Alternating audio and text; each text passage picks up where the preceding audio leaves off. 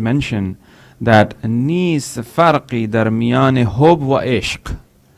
نیست فرقی, there is no farq, there is no difference between میان حب و عشق. شام در معنای نباشد جز دمشق. Sham is nothing but another name of Damashq. Sham is the same thing, the same city, and Damashq is the same city as well. So there is no difference between ishq and muhabbat. So it's the same thing. We perhaps translate this as, love. English language is a very limited sort of language. It's very difficult to find exact words when we are translating. Ishq is really shadid love, is extreme love. But however, there's a particular word, for extreme love in Arabic, which is ishq, right?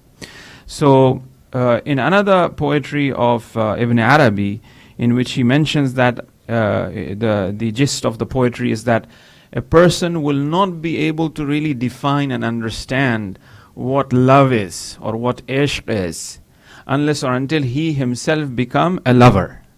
You can't really define love. Love is something that is zawqi. Al-hubbu zawq wa la tadri haqiqatih. Alaysa dha ajab wallah. He says, love is something zawqi, something you have to taste love. You love Imam Hussain alayhi salam. That's why you walk from Najaf to Karbala. Who will understand this love? Tom, Dick and Harry will not understand what this love is unless they taste the love of Imam Hussain. Then they will be able to understand what love of Hussain is, right? So love is something that is zawqi, something that you have to taste. You have to, with your wujud, with your existence, you really have to come to the realization of that, what love is, right? So that's what Ibn Arabi says, that love is something that you have to really experience it, that you have to have in you, in your zat. And it is there. Just like how aql is there, this love is also Allah have placed within every human being, within all creation. As we said last night, the element of, tawalla wa tabarra, the element of basically tawalla means love, and tabarra means, in disliking, not liking. Halid-din illa al-hub, as Imam Sadiq alayhi salam says, that is religion other than love, right? So love is, from a point of view, is related to God. God, He Himself is a lover, right? Kuntu kanzan makhfiha, Allah says that He was a hidden treasure, and He loved to be recognized. That's why He created the creation. Don't you guys like to take selfies? How many selfies a day do you take? Be honest, right? All your pictures in Instagram is your own pictures, right? Most of the time, isn't it so? You love yourself. How many times a day you look yourself in the mirror? You never get tired, right? You get tired when your children are taking their selfies and you say that why they are doing it, right? Why they are so obsessed with it. But when you yourself are driving cars, you take your own selfies, don't you? Right? So basically we love ourselves. Why do we love ourselves? Why do we like ourselves so much? Because Allah loved Himself. Because Allah says that I was a hidden treasure. And as I was a hidden treasure, and I love to be recognized. That's why I created the creation. So the product returns back to the producer, meaning that the creation, the fruit does not fall far from the tree. So the creation is created because Allah loved Himself. He created. So therefore, this element of love that we all have in us is because this quality of love is in Allah subhanahu wa ta'ala. So Maulana Rumi says that how can it be possible that a quality that belongs to God could be defined? Right? Because a definition of a thing should be clearer than the thing that is defined. Right? So how can a quality which is so apparent, so unique, so infinite can be defined? Because the definition must be clearer. So when you're saying the definition is clearer, that means this definition is clearer than God? Na'udhu billah. It just can't be. So therefore, love is something that is beyond any definition. That's why Mullah Sadra, says that ishq, love, muhabbat is parallel to wujud, which is existence. This means that every existence or existence is nothing but love itself. Or every existence have the element or the quality of love within it. So the way wujud is defined, or the way wujud, existence, is understood, the same way love must be understood. The way existence is so apparent, wujud is very apparent, existence is very apparent. We can't say it is not. But at the same time, it is khafi. That's why the wujud of Allah subhanahu wa ta'ala is very apparent, and at the same time is very hidden. Right? That's why you have this two element of Allah subhanahu wa ta'ala, which is very complex for human beings to understand, unless or until they go to the right door, and that is the door of awliya. That is the door of Ahl Bayt alayhi salam. That is His eminence, which means that God is present here, and His transcendence, that He is not present here at the same time. Allah is close. وَهُوَ مَعَكُمْ أَيْنَمَا كُنْتُمْ. Allah subhanahu wa ta'ala is with you wherever you are. But we cannot say that, okay, Allah is with me, means that it is this or it is that or where, right? So He is munazzah, He is subhan, He is sublime, He is beyond, any sort of physical presence that we could really imagine. So He has this two aspect to His existence, His wujud, have this two aspect, His presence, and at the same time He is very distant. I remember, we were talking about going to Qom just now, about, when I first went to Qom, first year, the transition period was taking place, and it's very difficult, transition is, but however, it was never for me, because I said, this is it, this point of no return for me, when I went to Qom. So I used to go to pray behind Agha Bahjat. So I was feeling a bit down, I was like, when I was in San Jose, I used to teach Sunday school. Whenever Maulana used to come, I used to take him out, show him the bay, show him, and we used to go for demonstration in LA and here and there. It's very active, right? You feel like, mashallah, you are, you're a soldier of Islam. You're everywhere. But, Qom is like, you go dars, 7 o'clock in the morning, you go dars, you go ziyarat, you go. Everywhere is, it's like, mu'mineen, and there's nothing of that sort of activity as such, right? Where you're facing. So you feel like, you have become weak, your iman have become weak. What happened to you? So I went and asked Rai Bahjat after Fajr prayer. He says, I feel like I have been distant myself from Allah subhanahu wa ta'ala. I have gone far. I don't feel that, I'm spiritually sort of strong, and I have that. He says that, he told me that Allah is right there where He was, whether you are in, America or whether you are here. It is you who is going far and away from Him. So focus, right? Your dars should be for Lillah, your ziyarat should be for Allah. All of these things should be for Allah subhanahu wa ta'ala. Don't think that only if you are saying Marg or Amrika, only that is only, that will make you sort of, bring you closer to Allah subhanahu wa ta'ala. Even your, sarvanab, all of these things, if it is with that intention, so Allah is right there where He was. Right? Allah is right there. So therefore, the understanding of this principle of the existence of Allah subhanahu wa ta'ala, He is someone who is eminent, and at the same time, He's someone who is, transcendent, is very unique. And the Ahl Bayt alayhimus salam have really beautifully mentioned this. He says, Imam Sajjad alayhi salam, Dua Abu Hamza Thumali, he says, Qareebul Masafa. In a place as Masafa, the distance to Allah is very qareeb. Right? Allah is very near. It's not very far. They asked Imam Sadiq alayhi salam, what is the distance from man to God? So one may think like, 1,000 light years away or this or that. Imam said, one la ilaha illallah. If you just say la ilaha illallah, that's the difference between insan and Allah. That's the difference. That's the distance between. Right? La ilaha illallah. Now, as the Ahl Bayt alayhimus salam have beautifully, transferred this or taught us, I have left the ma'arif of understanding this. Qareebul Masafa, Allah is very near, is not very far. But at the same time, Imam says that, I'm so afraid, I'm worried of the hereafter, that the zad, which means the things that I have taken, is very little, and the tariq is very far. When you go on, tariq means the path. going the journey towards. In one place he's saying that journey is very close, qaribul masafa. But in one place he's saying that what I have gathered from this dunya, for this long journey that I have to go. When we go for a journey, we pack things, food, water, clothes, whatever, so that we survive, right? So Imam is saying that, I have taken very little from this dunya. I don't have anything. And how far is that distance? Qiyamat and barzakh and death and barzakh and qiyamat and sirat and so on and so forth. So the Imams also, in a similar way, the Quran introduces Allah subhanahu wa ta'ala as munazzah. Subhanallahi amma yusifun. You cannot really depict or describe Allah subhanahu wa ta'ala. He is subhan, right? At the same time, it says that, he is closer to the jugular vein as well. So the Ahl Bayt alayhimus salam in the same fashion. So Mullah Sadra, he says that ishq or love is very similar to wujud, as the existence is. The same way as the existence is very apparent, but at the same time it's very mysterious, it's very hidden. Salat ala Muhammad wa ala Muhammad.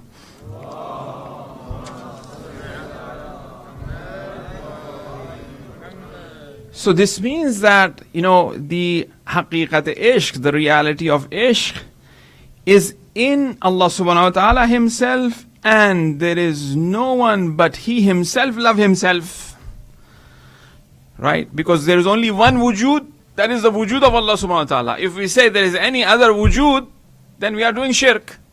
Yes, there is your wujud, my wujud, everything is wujud, everything is existing.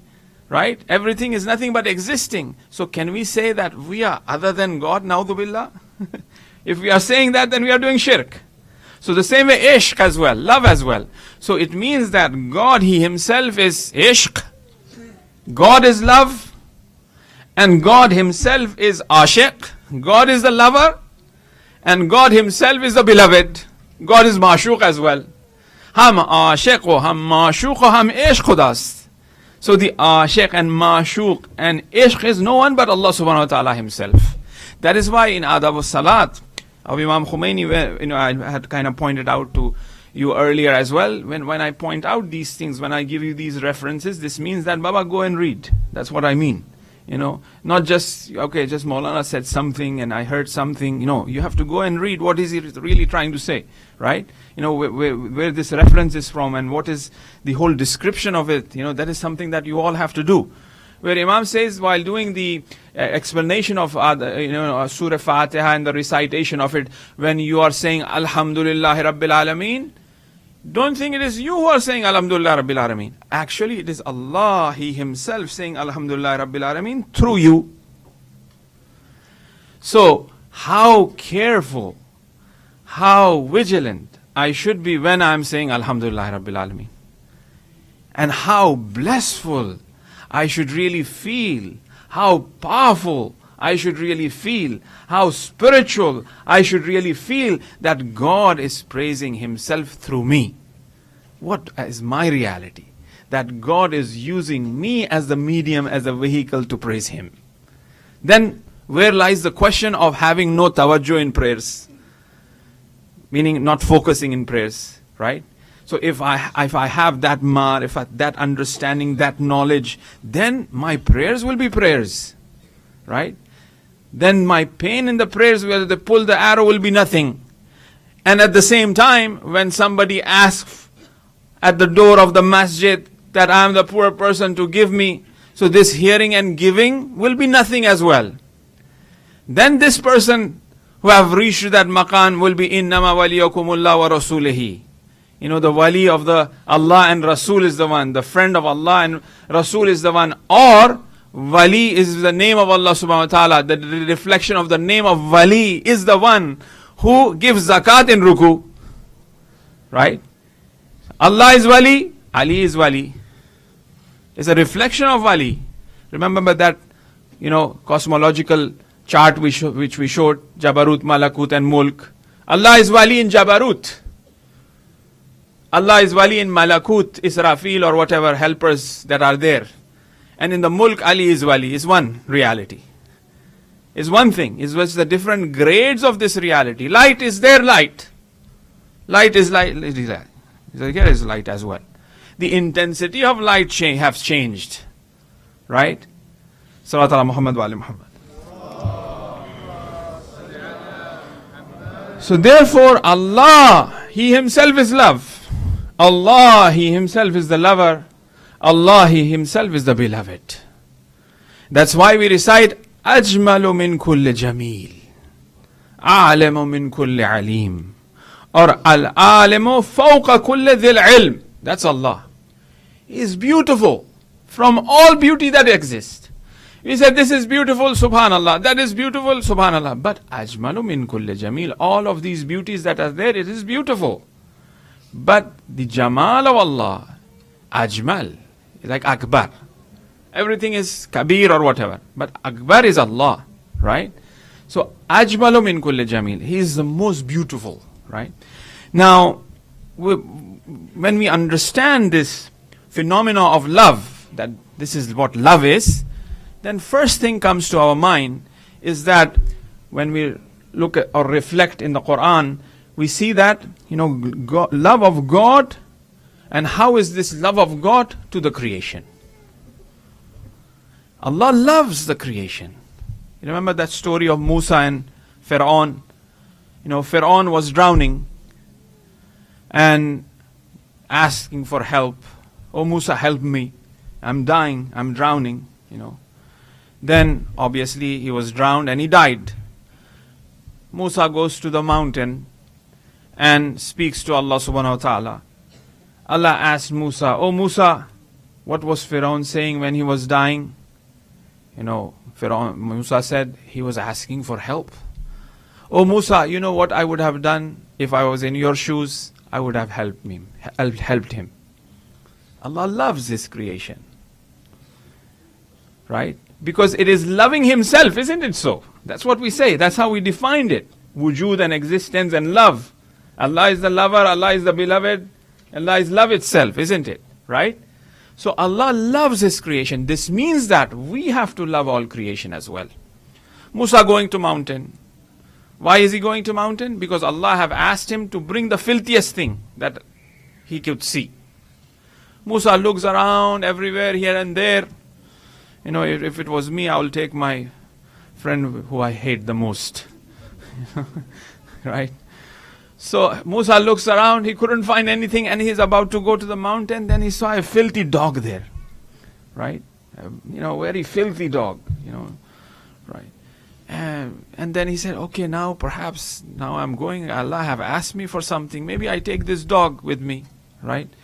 I know we have a lot of dog lovers here, right? Musa also loved dogs, by the way, So it was a really filthy dog, right? So here Musa says, maybe I should take this.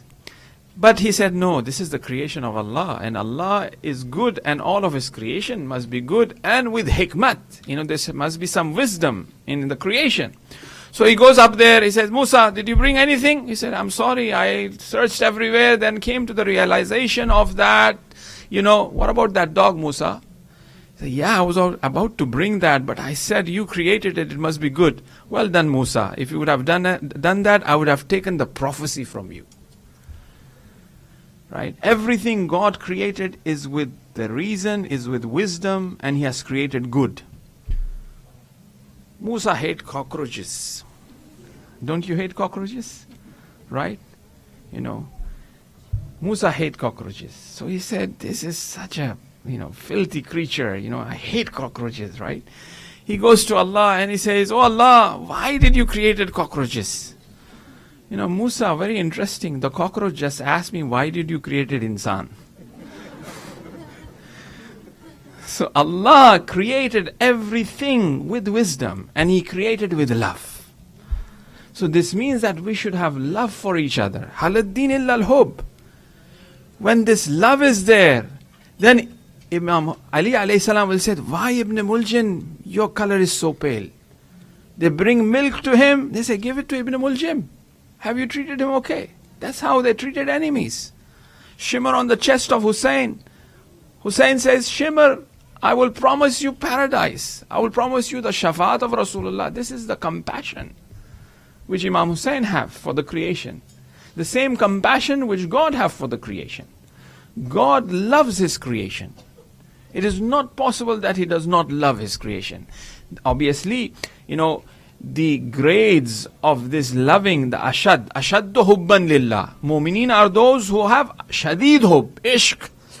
So the same way as there are darajat of wujud, it's one wujud, and there is tashkik, there is a gradation in wujud. From a hukamai, from a philosophical point of view, there is only one wujud, meaning that only one existence.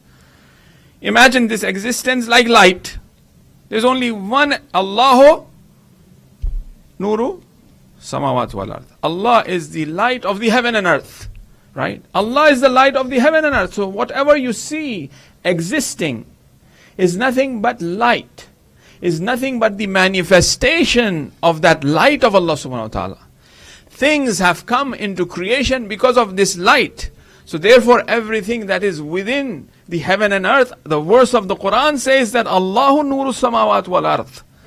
These majalis of Imam Hussain alayhi salam is to understand these concepts and these reality. By understanding this, we will understand and we will have the ma'rifat of Imam. We will have the ma'rifat of what Ahl Bayt alayhimus salam is saying that ma ra'aytu illa jamila really means what? Because nothing but Jamal of Allah subhanahu wa ta'ala exists. Nothing but Noor of Allah subhanahu wa ta'ala is there. Allahu Nuru Samawat wal Ard. Right? So this existence who have come into existence is because of this Noor. Right? So as Allah is the light of the heaven and earth, this means that Allah, and there are different grades of this light. For our youngsters, I will give you example. The light that is there, we call it light. The light that is here is light. We call it light as well. It's one existence. It's one wujud. But the intensity is different. The intensity of light here is different to the intensity of light that is there. Right? So, and when it comes to the creation, Allah is someone who loves His creation. Now, when He loves this creation, that means that within the creation there is an element of love. Muhabbat in the creation. That's what we were mentioning last night. Everything is because of love that we do. We have the love of kamalat. We have the love of these things. That's why we go in that direction. It is the descent and the ascent. The descent is the love of Allah subhanahu wa ta'ala to the creation, and the ascent is the love of the creation to Allah subhanahu wa ta'ala. It is a perfect circle, as in reality. So the whole journey of insan, the whole journey of Karbala is nothing but the ascent of insan bitarafe towards Allah subhanahu wa ta'ala. With what? Through the vehicle of ishq, through the medium of love. Right? Right? So here, Allah loves His creation. Because, when you love something, meaning that when you love certain asar, the effect of something, will you not love the essence of that? Or where that thing is coming from? Right? It is natural that you will love. If you are loving the effect of it, for example, Majnoon loves Layla. Right? Why does he love Layla? Because the ishq and the muhabbat of Layla, for him, that presence of her in her heart is beautiful. Because this love is also dawa wa hamdard. As they say, ishq ham dawai wa hamdard. The ishq is something, is the medicine, is the cure, is the medicine. At the same time, it is pain.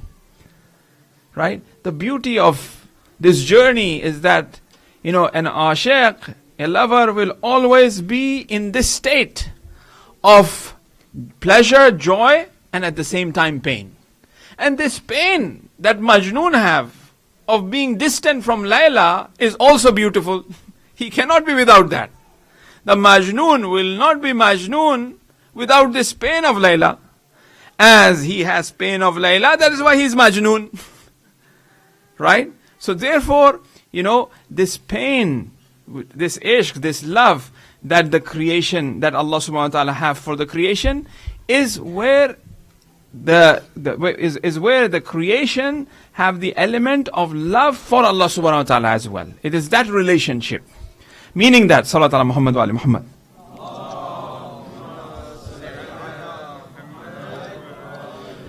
So he loves his creation, and this love of Allah subhanahu wa ta'ala towards the creation is dependent upon the quality, or depends upon the strength of their kamalat and their perfections. As we said that, this hamd and recitation of hamd, if I am focusing on saying that hamd the way I am supposed to say, obviously Allah will say that is a different type of namaz of this person who is focusing on that, and he really loves me. But my hamd is, I am thinking and reciting namaz, but my mind is somewhere else. Obviously the aspect of the love of Allah subhanahu wa ta'ala will be something different, something else. So therefore, Allah subhanahu wa ta'ala, it is necessary that it is, in a way we could say, obligatory for Allah to love the creation. It is very natural. Because, how can it be possible that we love the asar, as I was giving the example of, Layla and the asar and the effect of Layla that the Majnoon gets in his heart of the joy and pain, and he will not love Layla. It is possible. I'm just loving the effects, but I'm not loving where these effects are coming from. It is illogical. It is not possible. I love light. I respect light. I like light. But I don't like the bulb, so I will break it. Will I do that? The light is coming from that bulb. So this means that I will be much more careful of that bulb than light. Food, anything. The asar, the effects that are there. So this tamam kainat, this tamam creation, all of this creation is nothing but asar khudawan mutale. This creation is nothing but the effect of God. So how can it be possible that God does not, like the effect of his own, as a matter of fact? Leaving aside, we would love something, for our argument's sake, to understand the love of God to his creation is like, we will not like it will not be possible that we would love the asar, the effects, but we will not love where it is coming from. So, for Allah, how can that be possible? Now, Sadra gives 3 arguments in order to prove the love of God, or the existence of ishq and love within the creation. Number 1, he says that every created thing tend to have 3 elements in it, and because of these 3 elements it exists. The baqa, the presence of it. Number 1 is the reason of the qudrat that it contains within it. Then the second thing that it contains within it is the ilm, and the third is hayat. Every created thing have these 3 elements to it. Yes, we may say that, well, what are you talking about? What qudrat that this have? The water have? Well, it has the qudrat to get rid of your thirst, doesn't it? Right? It has that qudrat. Qudrat doesn't mean that, you have 6 packs. Power, strength doesn't mean that it has 6 packs. Even water have the strength. And when water becomes this flood, may Allah subhanahu wa ta'ala protect those who've been affected in Bahama with the floodings, and may Allah subhanahu wa ta'ala, reach to the all people who are deprived there. Our prayers are with them. It's required, So when that water, we think that it does not have qudrat. Baba, it has qudrat. It has power. It has strength. Look what it can do. Right? It has qudrat. It has knowledge within it. Every created being is very intelligent. Why does when you put a pot, it incline towards the sunlight? Why it grows that way? It is very intelligent because it's getting, its sustenance through that. It's a plant. It feels it. It knows. It has that knowledge where to go, in which direction to go. Right? And it is hayat. It is hay. It is living. Isn't it so? So if an existence have these 3 things, it is not possible that it does not have ishq within it, that it does not have love in it, right? If it has that, then naturally the love will be there. For example, just by giving you an example, hayat, life. When May Allah subhanahu wa ta'ala protect, all parents for the mu'mineen and mu'minat who are here. A father, if the father is high, he is there, we see the love coming from him, for example. If it is not in his dunya, hayat is not there, dunyavi hayat, just hypothetically for the sake of example I'm saying, if that is not there, then that love is not there as well. Right?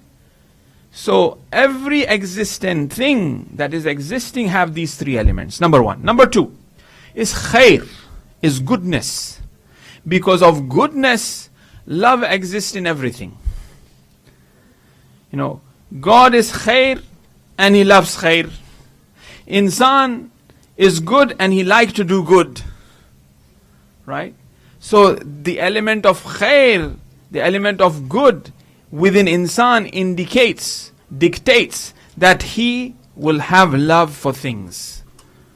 It is through the medium, through the vehicle of love he does good. The third aspect is that the purpose of the goal of every created thing is nothing but love itself, as we said in the very beginning. Right? So every created thing have that element of love in it. The ghayat, the end result, the target of every created thing is that it reaches its kamal and its perfection. Inna lillah, we come from Allah and we return back to Allah. The descent, I created in love. And the ascent, we go towards Allah in love. And that's what we see.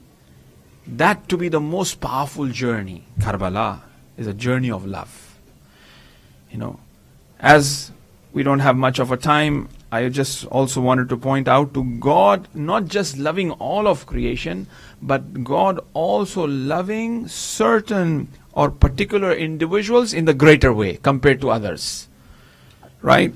And this love, Fakhr Razi in Tafsir Kabir, one of the mutakallimin theologians, says that this love of Allah to Muslimin or Mu'mineen or particular person is like him giving reward. But Mullah Sadra says that, well, actually this is a very sort of basic answer. The love of Allah towards these particular beings are because of the kamal of them, because of their perfection, because of them reflecting Him in the most beautiful way. That is why Ghazab Fatima, the anger of Fatima is the anger of God. Right? Haqq ma'al Ali wal Aliul ma'al Haqq. Haqq is with Ali and Ali is with Haqq. Because Ali is reflecting nothing but Haqq, which is one of the names of Allah subhanahu wa ta'ala is Haqq. Right? From that Jabarut wa Malakut wa Mulk. Nothing but Haqq. So the love of Allah to their particular awliya and the imams and the Ahl Bayt alayhimus salam is because of their quality, because of their journey that they are doing, the descent and the ascent in the most perfect way. And that is what we find in Karbala. And one of the champion of the journey who fulfills the full potential that an insan could fulfill while being in this dunya is Aba Abdullah al-Hussein alayhi salam and the ashab of Imam Hussein. And in the top list of the companions of Imam Hussein alayhi salam is Abul Fazl. This man, amazing. Who was this individual, this person? This afternoon I was mentioning, amongst the philosophers and theologians, they tend to use this term a lot, which they call it Mashiyat Ilahi. Secret, hidden reasoning of God.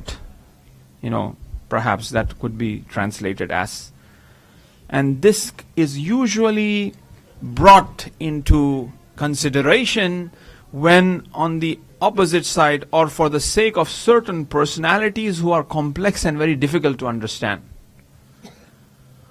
Why Rasulullah, who had all the knowledge, but still he did not point out to certain people who will be difficult for the spread of Islam?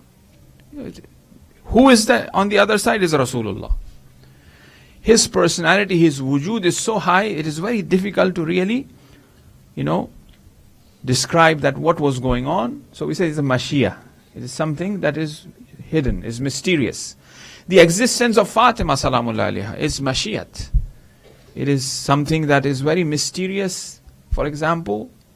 And when it comes to Abul Fazl, why Abul Fazl Abbas was not sent to fight, but was just sent to fetch water for the children of Hussein?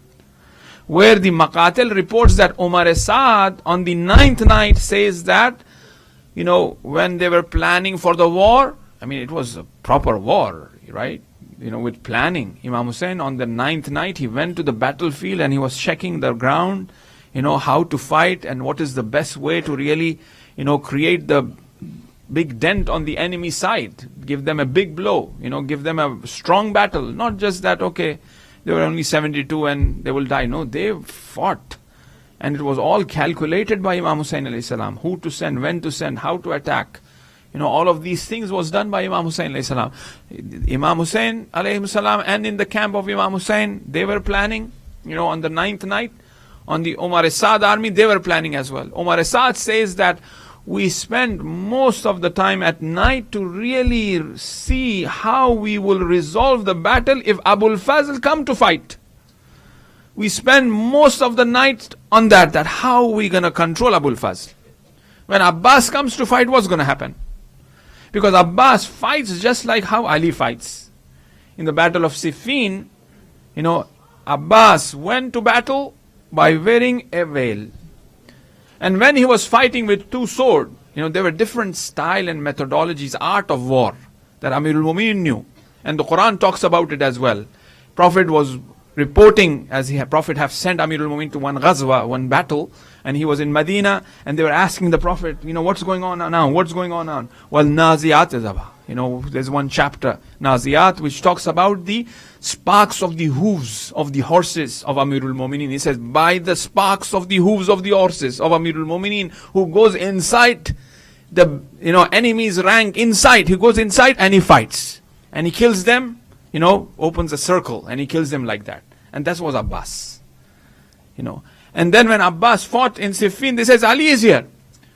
And then finally he unveils himself. It was Abbas. Because there was a wasiyat of Amirul Mu'minin on the deathbed. When everybody was parting farewell on the 21st, Imam Ali alayhi salam called each and every one of them and was speaking to them. But Abbas was standing there. Why my father is not calling me? And finally, Amirul Mu'minin calls Abbas and he says something in the ear of Abbas. Imam Ali alayhi salam did some wasiyat very secretly. Nobody knew what that wasiyat was till the day of Ashura.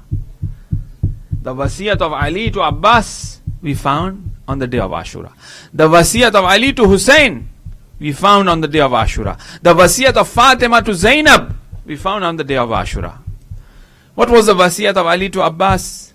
The wasiyat of Ali to Abbas was that, Abbas, you are my son. Hussein is the son of Fatima. On the day of judgment, you should make me proud. How did Abbas make proud? Abbas comes to Mawla, to the master. Oh, my master, allow me that I go and fight. Imam Hussein says that, oh, Abbas, you are the standard bearer of our camp. How can I allow you? Abbas cries and he says, oh, Abbas, where is that camp anymore? Where are those soldiers? Where is Ono Muhammad? Where is Qasim? Where is Akbar? Where is Habib? Where is, all your companions? All have gone. It doesn't really make sense. I'm saying in the bracket that I am the standard bearer and you're not allowing me. But this alam, this standard bearer, Abbas, who have that standard, who have that alam, it gives sukoon, it gives tranquility and peace to the children of Hussein, to the ladies of Hussein. The camp of Abbas, in the place where they have camped, the first tent was the tent of Abbas. He was the protector of the haram. He was the protector of the ladies. Oh, Abbas, if you go, what will happen? Till the 10th night, till the 10th day, Zainab was saying, Abbas is here, don't worry. Your hijab will be protected. Abbas, my brother, is here to protect.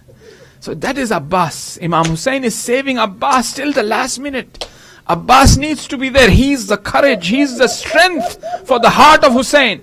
When Hussein gets in trouble, he looks at Abbas. Abbas is there. That strength is there. The strength of Hussein. That's why Hussein, when he was informed, when he heard the call of Abbas, saying, "Oh my brother, oh my master, come to my help. Oh my master, come to my help." Hussein said, "My back is broken, Ya Zainab." The strength of Hussein is Abbas. Tonight is the night of Abbas. Right? And here, "Oh my master, allow me." He says, "Oh Abbas, you are the standard bearer. How can I?" Then Hussein says that, "If you want, why don't you go fetch some water?" Do you hear this call of the little children?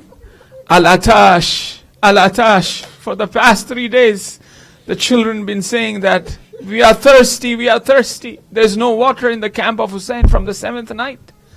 Right? And now, "Oh, Abbas, why don't you go fetch some water?" As Abbas comes into the tent, because there's a special tent in which they used to put water and the food supply. When Abbas comes to the tent to take the water skin, he sees little children digging up the ground and placing their belly on the ground so that they feel some coolness from the earth. Scorching heat on the tent. And here Abbas takes the water skin. The children all gathered around Abbas, and Abbas says, "Oh children, I am going to get water." Sakina is speaking to the little ones, "Don't worry, my Ammu is bringing water. Don't worry, he is getting water." And they are all focusing upon the alam of Abbas. As Abbas cuts the rank, as Abbas goes. See, Abbas is not going for a battle. When you read about battle, you hear that, one fighter with one fighter, because they have come for battle. But Abbas is going to get water. Umar Saad says, "Do not allow Abbas to get water. Attack him from the very beginning altogether." They all attack Abbas right from the very beginning. As he goes, he cuts through the rank of Umar Saad forces, of Yazidi forces, killed them so many. And then finally reaches to Furat and gets down from the steed and puts the water skin and fills the water in the water skin. And now he takes some water in his hand. And here that wasiyat of Ali, that will of Ali alayhi salam, "Oh Abbas, you are my son, on the day of judgment I should be proud of you." Because there is an incident which has been reported that when Hussein was thirsty, Abbas ran to get water. While he was getting water, the water spilled on his shirt and Ali started to cry. He said, "The day will come that on the day of Ashura you will get water for Hussein and the children of Hussein, and you will sacrifice your life for Abbas." Imam Ali alayhi salam planned and thought about everything, because he got married to Baneen for Abbas, that Abbas be there so that he can support Hussein. So here Abbas comes, fills the water skin, and then takes the water in his hand and he looks at it. He could have drank water, but he says that, "Oh nafs, go fool somebody else. This is Abbas. The children of Hussein are thirsty. My master is thirsty. I'm not going to drink this water." He leaves the water there, and he goes back onto the mount, and then he's now going towards Qiyam of Imam Hussein alayhi salam. The children are looking at the alam is coming nearer and nearer. They are becoming happy that Abbas is coming. And Abbas was at Umar Saad says that no matter what, the water should not reach the tent of Hussein. Attack Abbas from all sides. A man hid behind the bush, behind the tree, and then severed the right hand of Abbas, in which there was this water skin. He says that if you sever my right hand, I will support my Imam, I will support my deen with my left hand. So he takes the water skin in the left hand. Still he's moving towards the Qiyam of Imam Hussein. He's supporting the alam and the staff with his chest. And still he's going towards the Qiyam. And all of a sudden another enemy comes and severed the left hand of Abul Faz. And he holds the water skin in his mouth, but still he wants to make sure that this water reaches the Qiyam of Hussein. And rain of arrow comes from the Umar Saad sides. A poet have beautifully mentioned that Abbas had no feeling when both the hands were severed. But when that arrow pierced the water skin, that is the time Abbas said, "Ya Allah, that I had promised the children of Hussein that I will bring water." Then the voice echo from the heaven, "Oh Abbas, we couldn't accept your dua, but till Qiyamah you will be Babul Hawayaj." That is why we recite that dua of Abbas, "Ya Kashif al-Karb an Wajhil Hussein." Oh Allah, Kashif al-Karb, who takes away the pain from the face of Hussein. Ishfi Karbi, Ya Kashif al-Karb an Wajhil Hussein. Ikshif Karbi bihaqqi Aqiq al-Hussein. Relieve my problem and troubles that I am in, O Allah, O Kashif al-Karb, for the sake of Aqiq al-Hussein, for the sake of brother of Hussein. This is Abbas. As the water skin was pierced, the rain of water embedded in his body, and the arrows also hit hit the high eyes as well. And now here, I'm going to tell you about the dream of Allama Shustari. Allama Shustari was a great scholar. And he sees Fatima in the dream. And Fatima says to Allama, "You do not recite the masaib, the trouble and the calamity that befell upon my son." Allama says that I recite all that happened to Hussein in Qatalgah. But Fatima says that no, you do not recite the masail of my son Abbas. Because we know that on the day of judgment, Fatima will take the hands of Abbas in the court of Allah and wants the judgment from Allah subhanahu wa ta'ala, those who severed the hand of Abbas. Abbas is the son of Fatima. Hal jaza'ul ihsan illa al-ihsan. Here, Allama Shustari says that you do not recite that. What is that masaib? O Bibi, O Fatima Zahra salamullah alayha. She says that every rider who came on the ground on the plain of Ashura, on the day of Ashura, they supported themselves with their hands. When Abbas came onto the ground, he had no hands. He fall on his face. Imagine those arrows pierced in the eye of Abbas, and he falls on the face, on the ground. When he falls on the ground, he says, "Ya, oh my master, Mawla, assalamu alayka Aba Abdullah." And here Imam Hussein alayhi salam, when he hears the call of the support of Abbas, he says, "Oh Abbas, my back is broken." And when the dust settles down, Hussein is seen with the head of Abbas in the plain of Karbala. But it took a lot of time for Hussein to reach. It took a lot of time for Hussein to reach. As Hussein was going towards Abbas, he sees the hand of Abbas. He takes the hand, one hand of Abbas, he kisses. Then he sees the second hand of Abbas. Finally he reaches. And here Abbas and Hussein, they spoke with each other. They gave they discussed few things. And here one of the things Abbas says that, "Oh my master, do not take my body in the Qiyam. Leave me here at the banks of Furat, of the Euphrates. Do not take my body, because I had promised the little children that I will fetch water for them. And this uncle is very embarrassed that he cannot bring water. So please leave my body here." Then Abbas says another thing. "Oh my brother, when I came to in this dunya, I did not open my eyes till you took me in your lap." Because they say that Abbas was not opening eyes the same way as Ali was not opening eyes till Rasulullah came. Abbas did not open his eyes till Hussein takes Abbas. When Hussein takes Abbas and this newborn Abbas opens his eyes, Abbas says, "Oh my master, I did not open my eyes. When I came into this dunya, I saw your face first. And now I am leaving the dunya. I want to see your face, my master. And can you please pull the arrow that is stuck in my ears?" And Imam Hussein pulled the arrow, and Hussein says that, "Oh my brother, all your life you have called me master, all your life." Because Baneen, when she enters the house of Ali, she says that I am entering as a servant for the children of Fatima. That's why I am entering. And that's how she trained the 4 sons to be the slaves of the children of Fatima. "Oh Abbas, you call me master all your life. Can you please call me brother once before you die?" And here they say that Abbas called Hussein 3 times, "Ya Akha, Ya Akha, Ya Akha, Wa Abbasa, Wa Abbasa." The little children came out, the alam came, but Abbas is not there. Where is Abbas? Lanatullah ala qawm al-zalimin, sayalamu alladhina zalamu ayyi munqalibin yanqalibun.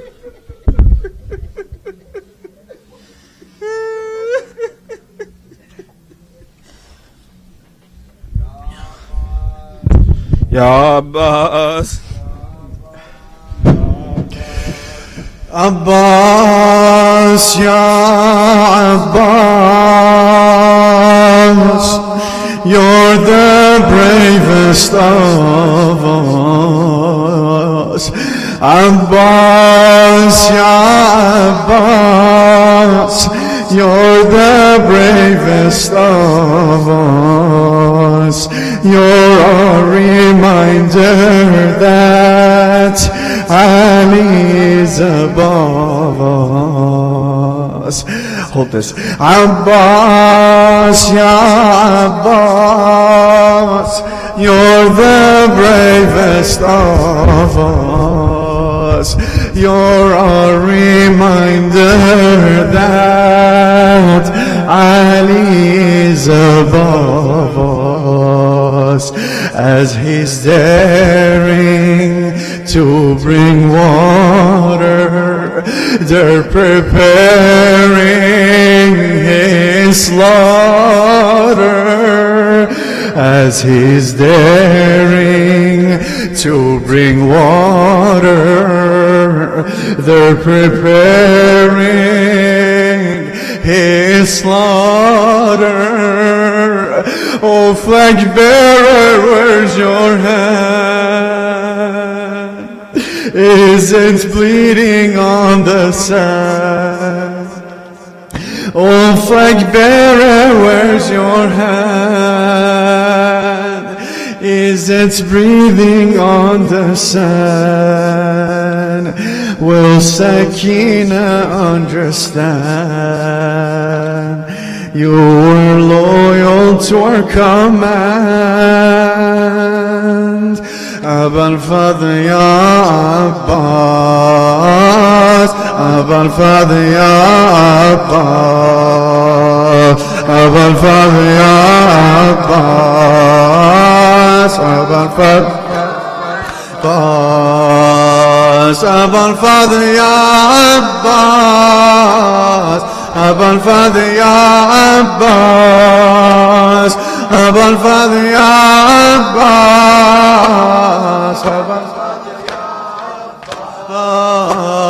Abul Fadl Ya Abbas, Abul Fadl all together. Abul Fadl Ya Abbas, Abul Fadl.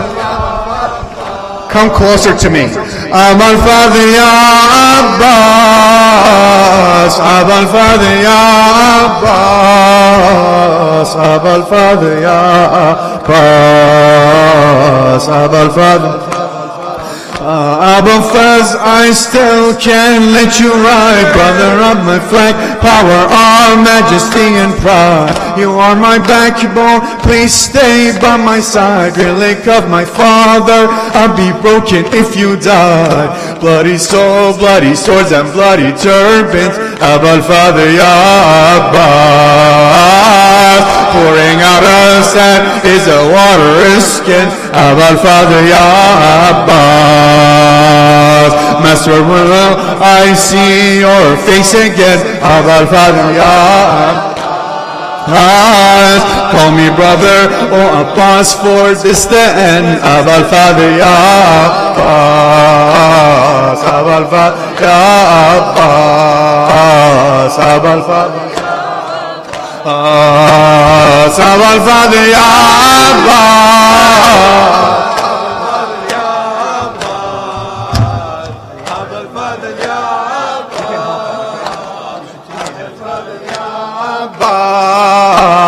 Abul Fadl Ya Abbas, Abul Fadl Ya Abbas, Abul Fadl Ya Abbas, Abbas. On the day when the bloodstains covered me, nothing but the face of my Imam would comfort me. I left my sword because my Mawla ordered me, and walked the path of love that annihilated me. This blood of mine flowing like an ocean to you. Abul Fadl Ya Abbas, my turn, is all I have to offer devotion to you. Abul Fadl Abbas,